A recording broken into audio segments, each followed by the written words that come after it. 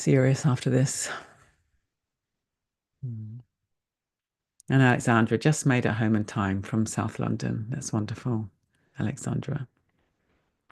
And Odette, hello, relaxing in my new gift, which is a hammock. Brilliant. So that sounds like Odette might actually be lying in the hammock as she does the meditation, which sounds like an extremely good thing to do. And Meg, hi from lovely Todmorden in West Yorkshire. So good to be here. Hazel, hi from a chilly Arbroath. Lots of sea har here. I think har might be mist in Gaelic or Scots, I'm guessing. So yeah, lots of so it's cool up north. And then Valerie, just in time here too, sending love from Brussels. Joanna, hi all from sunny Retford in Nottinghamshire. Susan from Victoria with my daughter with me for the first time. Oh, that's wonderful. Wonderful, Susan. You got your daughter there as well. And Jane, hello from amid the orchards in Kent. Kay, here from a sunny and warm Norfolk. Another person from Todmorden, Kate. Kathy from Letchworth, gloriously sunny. And Nadine, good evening from London. Good. So we'll start in just a moment. It's 1 minute past 7, but just give it another moment or two to come in. And Cynthia, so glad to be from Washington in USA.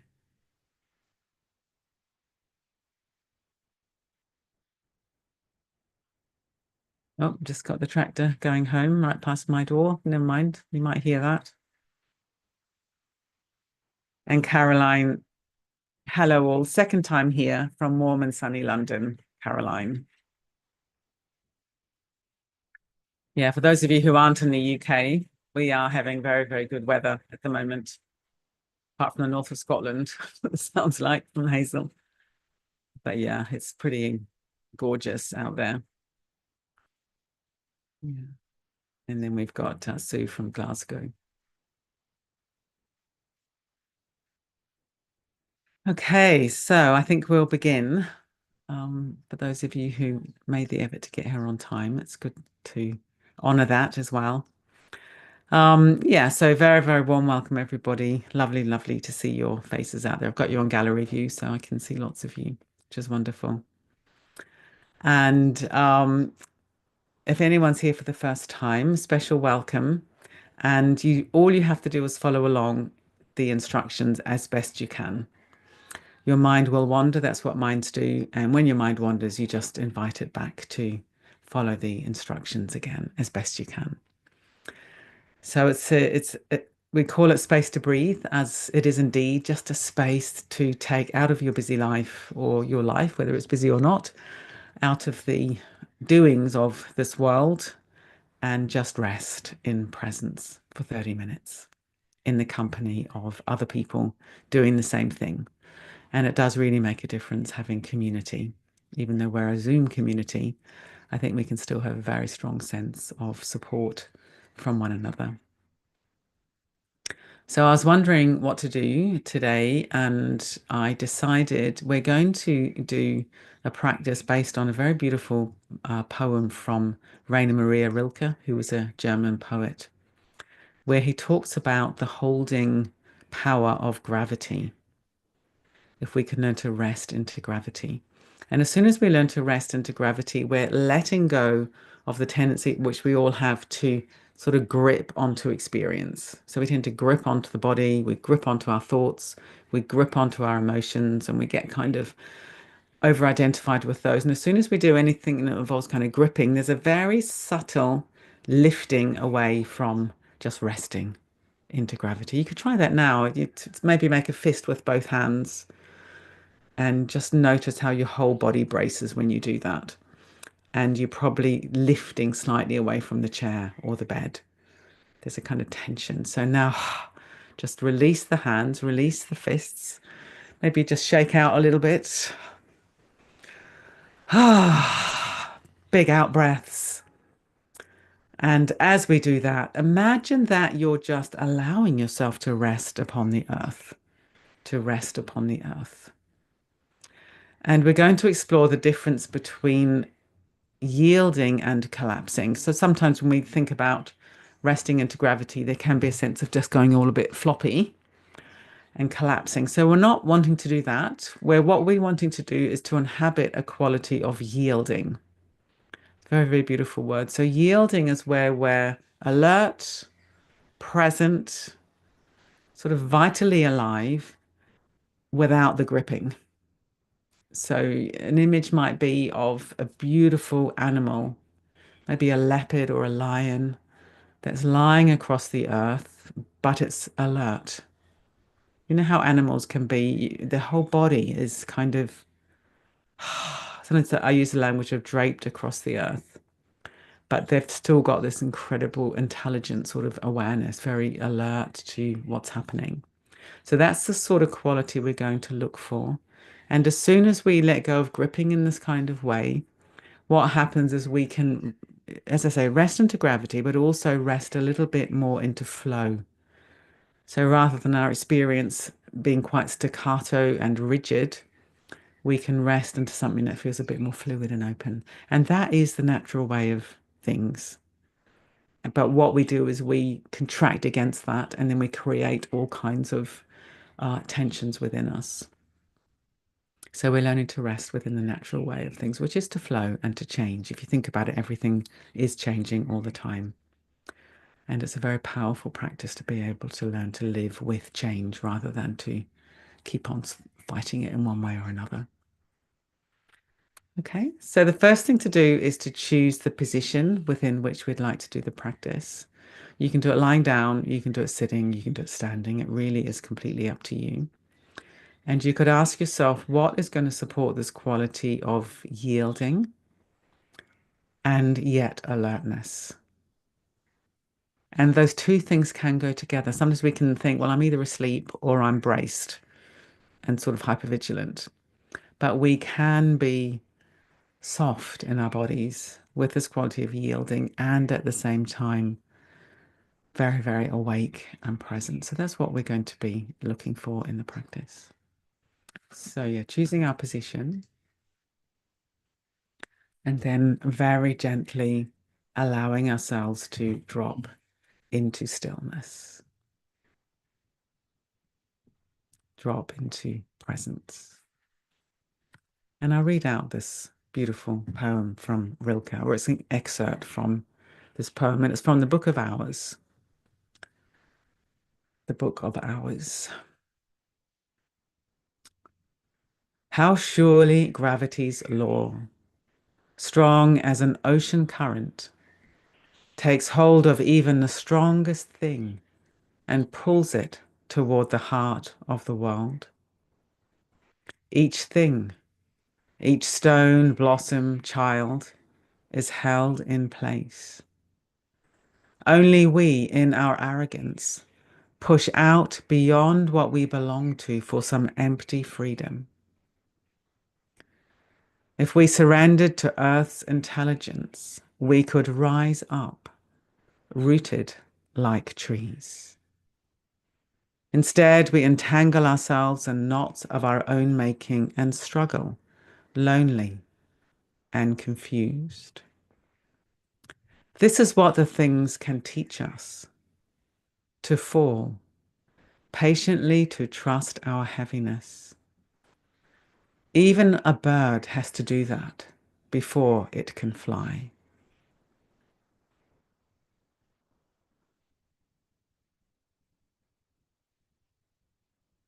So there's also that very interesting line in here. Only we, in our arrogance, push out beyond what we belong to for some empty freedom. If we surrendered to Earth's intelligence, we could rise up, rooted like trees. And sometimes I get those lines coming to me during my day, particularly the bit about pushing out what we belong to for some empty freedom. I can feel that in myself sometimes. I'm sort of moving away from myself, chasing something, grasping something, and it is an empty freedom. But if I can learn to trust my own heaviness and to rest, rest in this pull of gravity, then I can indeed rise up, rooted like a tree.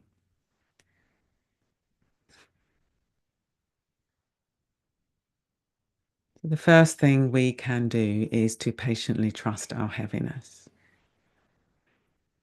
Even a bird has to do this before it can fly.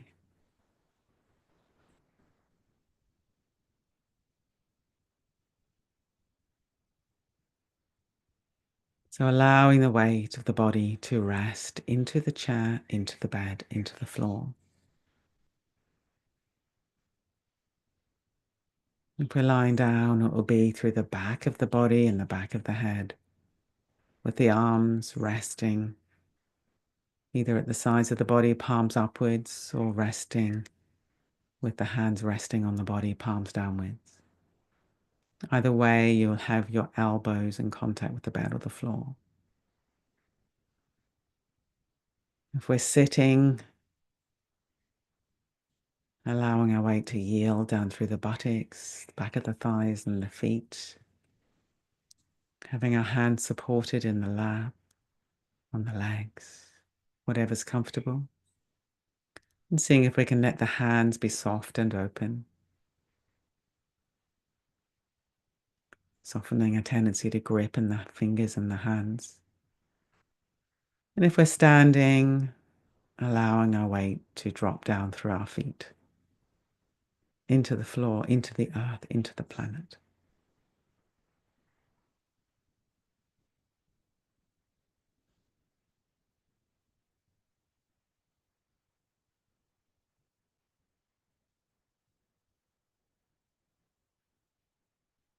And as we soften, gripping, holding on, pushing away, these kind of contracted stances, and we release, we yield, we soften, we rest into gravity. What can happen is we feel that the whole body becomes a little bit bigger, occupies a little bit more space. It's like an open hand occupies more space than a tightly closed fist. If we're sitting or standing, we're allowing our weight to drop down, and then we can rise up like a tree. Roots going down, branches opening up. If we're lying down, there may be a sense that the whole front of the body becomes a little more spacious, open, even bigger.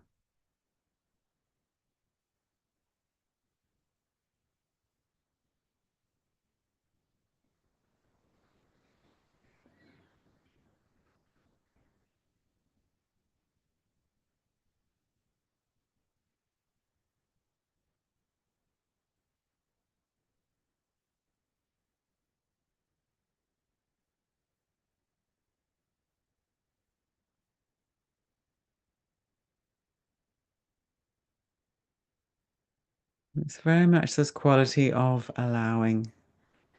And what you might find is you start straining for an experience, and in the noticing, we just rest back. We're dropping down and opening out.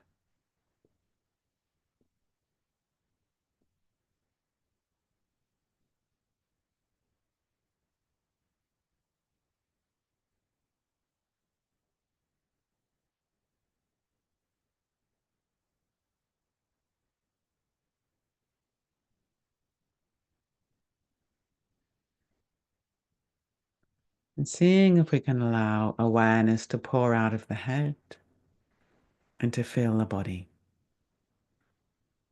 Very often we orient ourselves from the head. Lots of thinking, perhaps, very normal.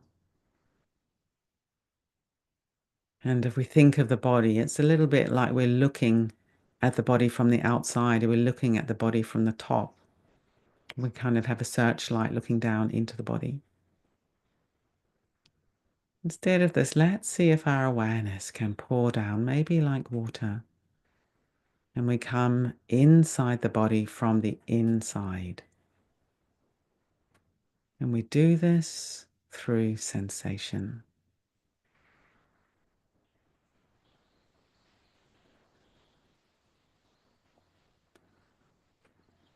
Let's allow our awareness to fill the legs, first of all.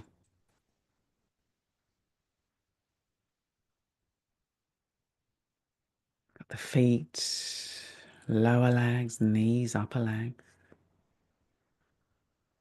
Imagine that they're drenched and saturated with awareness. And we're right inside.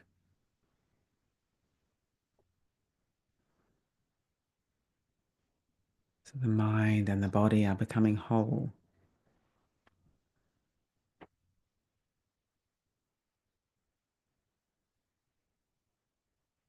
So seeing what sensations are presenting themselves to awareness. They might be pleasant, they might be unpleasant, they might be intense, they might be dull.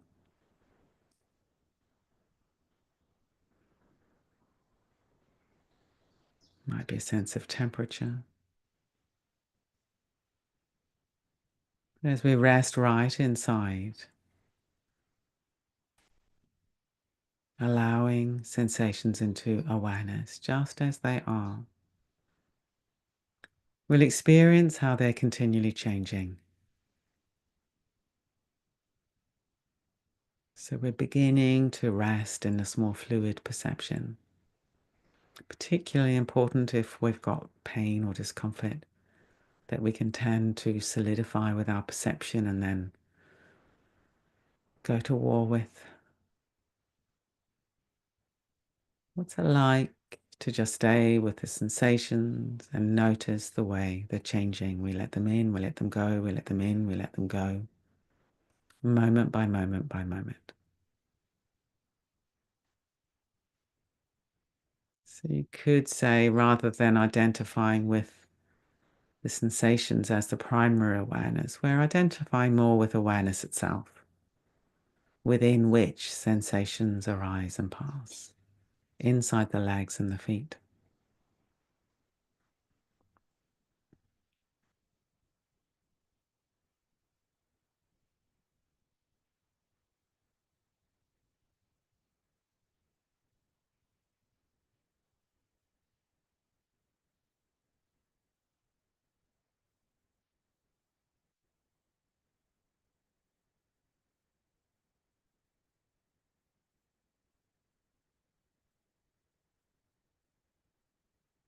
Now let's come to the buttocks.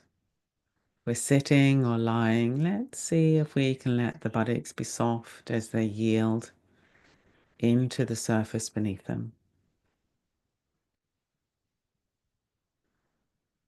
This contact that's created by the gentle pull of gravity.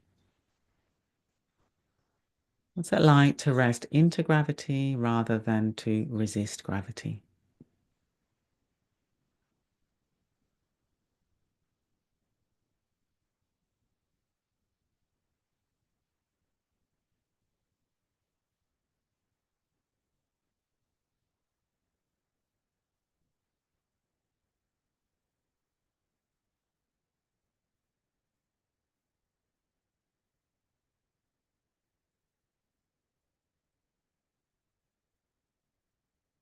Now let's rest inside the torso, the belly and the chest and the whole back of the body.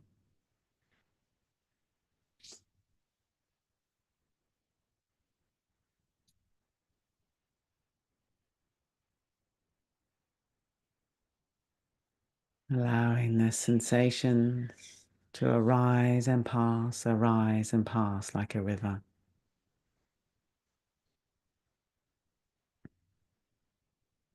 With the awareness very close.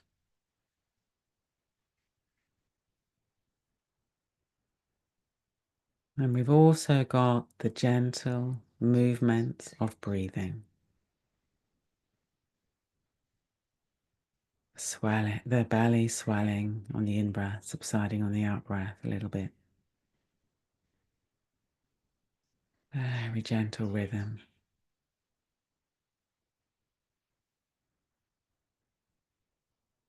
As we soften our tendencies to grip and resist and tighten, it may be that the breathing becomes a little bit easier. Don't worry if it doesn't. It's quality of allowing, not forcing, not straining, but resting inside the gentle flow.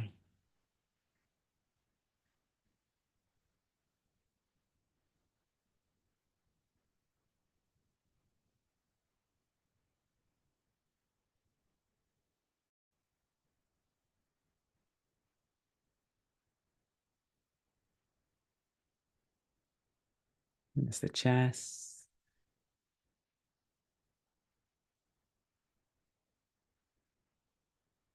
gentle movements with breathing in the chest, resting right inside, allowing.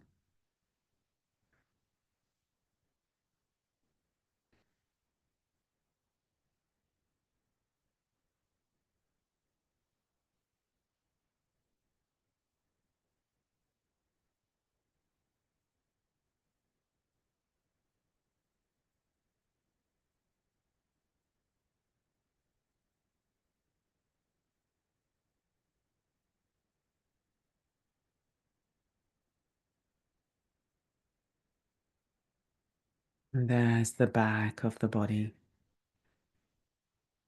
lower back, middle back, upper back, the length and the breadth.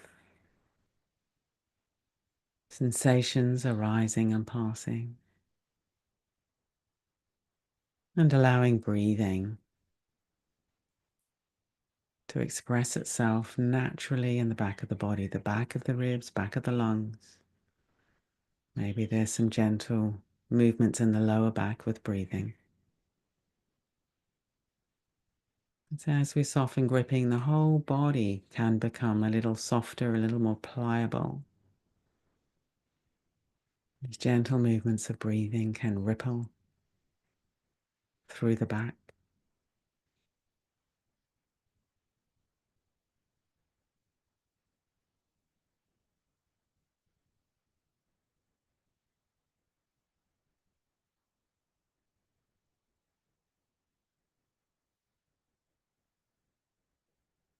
The whole torso, the front, the back, the side,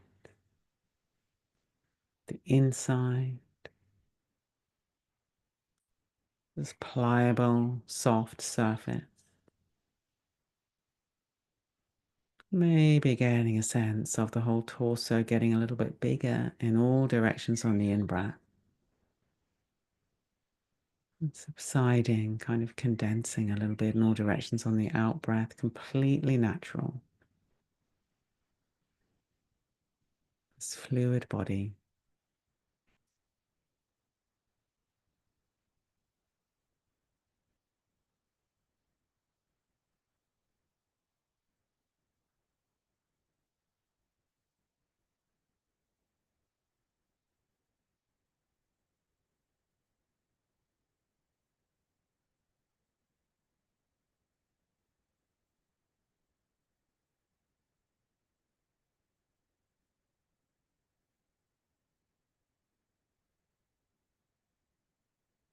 Looking at the buttocks are still soft, the hands are still soft.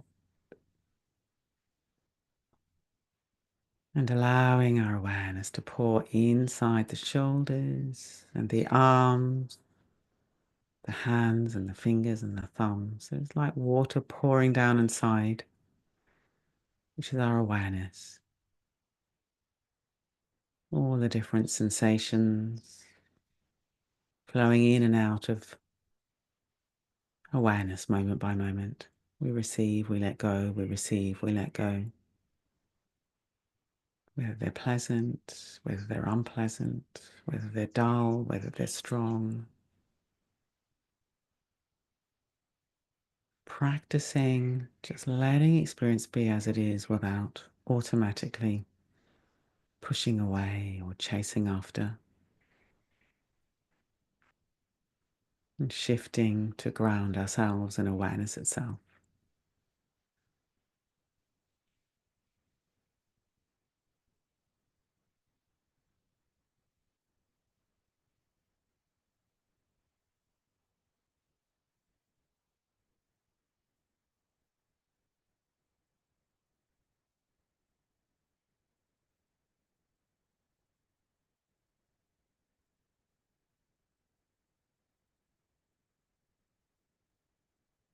And coming up now to the neck and the head.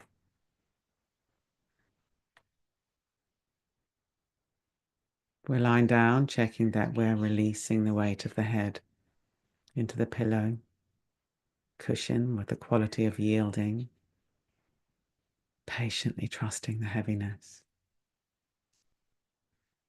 If we're sitting, seeing if we can let the head be poised on top of the spine,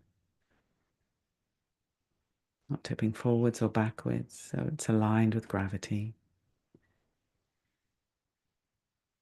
We're standing likewise.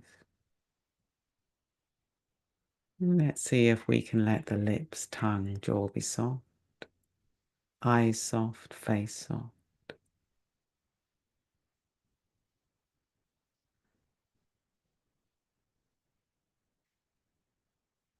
And feeling into the physicality of the head, just like the arms and the legs. It's a limb of the body. There'll be temperature, sensation. Might be intense, might be dull.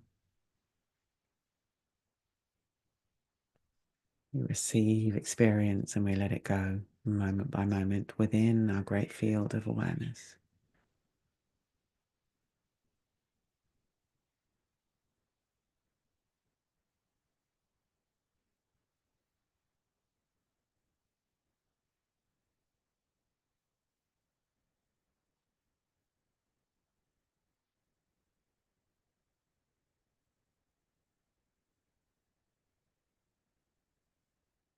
And broadening to be aware of this whole fluid experience that we label body. Of course, body turns it into a thing, something static. But when we rest right inside, perhaps it's more accurate to call it this continual process of embodying, coming into the body, coming into embodiment again and again. Yielding, open, receptive, aware, awake, yet soft.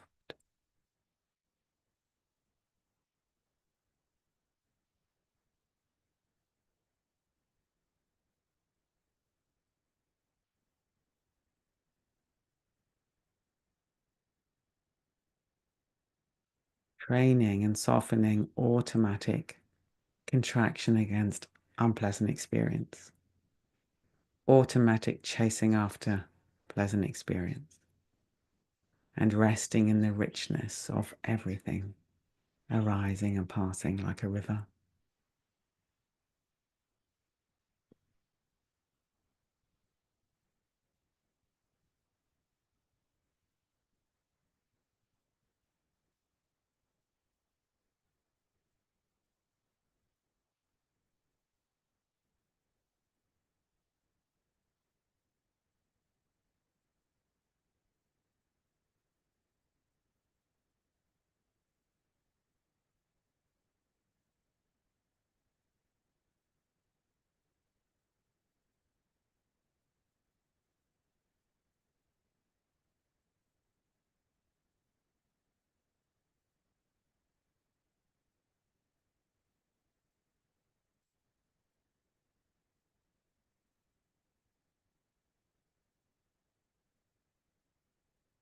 And we're beginning to transition out of this stillness into a little bit of movement, but seeing if we can take the quality of awareness with us. So we're not stopping meditating and becoming unaware, but it's more we're taking this awareness with us into whatever's coming next. And the first thing that's coming next is beginning to move a little bit. So maybe fingers, toes, hands, arms. Notice the tendency to immediately grip, contract, force, push out for some empty freedom. Staying deeply, deeply inside and flow and bringing this into bigger movements.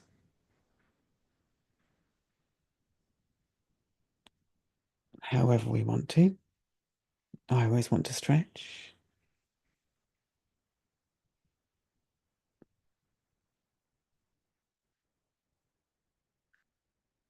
When we're ready, coming to the screen.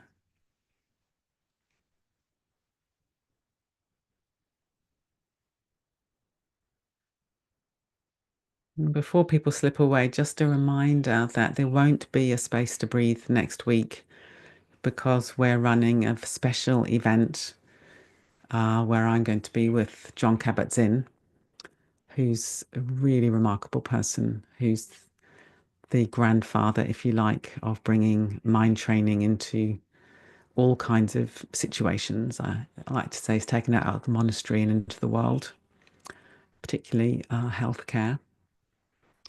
And so he and I are going to have a conversation next week. And so there won't be a space to breathe. And Mark, if you could put the link for that, if any of you want to come on that, we'd love you to come.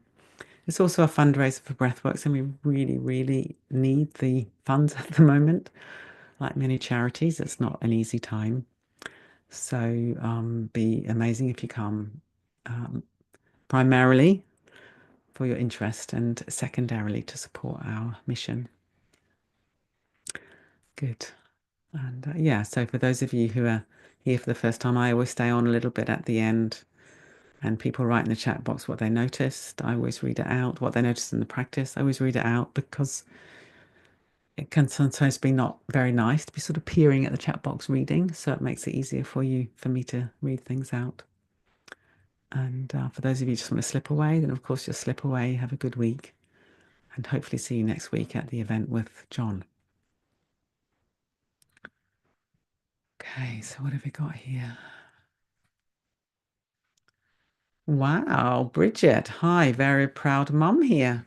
Has got to go to Buckingham Palace garden party yesterday to celebrate my daughter completing her gold Duke of Edinburgh award. Totally exhausted and pain high. Totally exhausted and pain high, so needed the space to breathe and process a special day as brain fizzing from it all. That's wonderful. Well, not so great about the pain, but wonderful that you got to go to Buckingham Palace today. That's so exciting. Fantastic.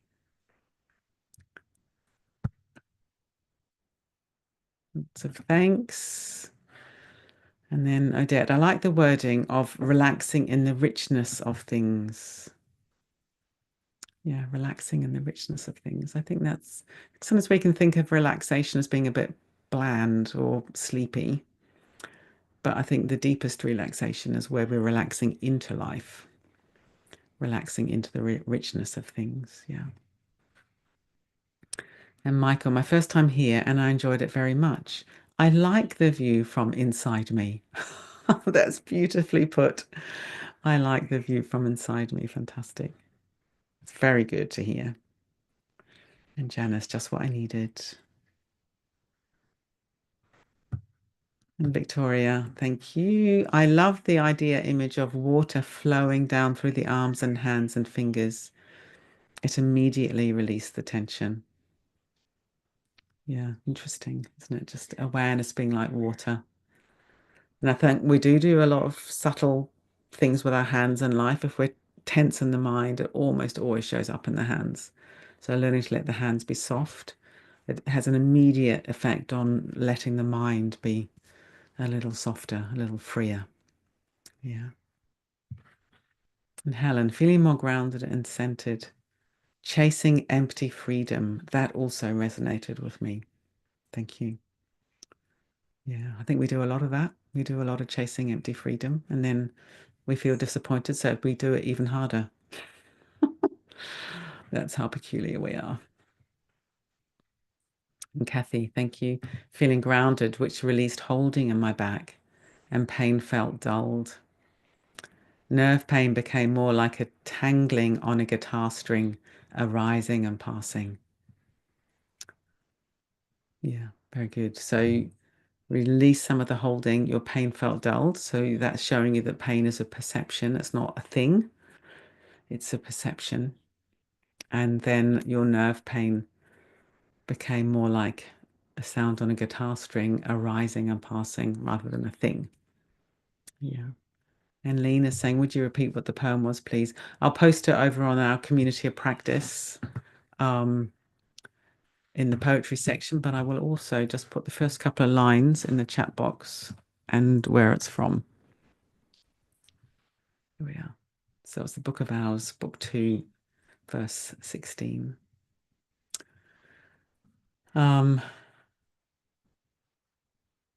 Stella, I haven't joined for ages, just got out of the habit. Thank you for this evening. You've reminded me how important this is. Yeah, that's interesting, isn't it? It's very easy to we have something that's good for us and we get out of the habit. That's incredibly common. And then we just need to remind ourselves. So well done, Stella. And Lizzie, thank you. The tension has slipped away. And then Jane, thank you. So lovely. I needed that tonight. I would like to forward the poem to my sister. Please can Mark post a link? Yeah, Mark, if you could do that, that would be great. And I've put the, oh, look, someone's done it already. Victoria's done it. Excellent. Thank you, Victoria. So it's in the chat box there. And then Karen, I found myself yawning a lot. Hope that was releasing. I think it can be. You know, when we yawn, there's a lot of release of tension going on. We're also breathing out, which is stimulating for the parasympathetic nervous system, which is the releasing side of the nervous system. So very good. So Kathy, even though I was alert and felt in the present, it was as if I had let go of my body and my pain, but I was still present. Unusual feeling. Yes, that'll be a very interesting one for you to explore, Kathy. Yeah, so you're alert, present, the body becomes maybe a little bit more, little less loud, let's put it that way. But it's also important to stay grounded, you know, release into gravity. And so we do have a body, it's just not as rigid and tight as we normally think it is. And then Cynthia, the awareness of the fluidity of the body resonates with me in relation to dealing with pain. Yeah, very much. Thank you for such a beautiful, this is Hazel. Thank you for such a beautiful, relaxing meditation tonight. Absolutely wonderful. I love the poem that you read out.